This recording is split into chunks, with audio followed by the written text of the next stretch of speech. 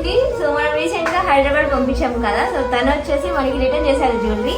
So నాకు దీన్ని open చేయడానికి చాలా టైం పట్టింది. బట్ తన రిటర్న్ అమౌంట్ ఏదైతే డిపాజిట్ అమౌంట్ ఉందో దాన్ని మనం పంపించాలి కాబట్టి, సో ఈరోజు వినాయక చవితి నేను ఓపెన్ చేస్తున్నాను.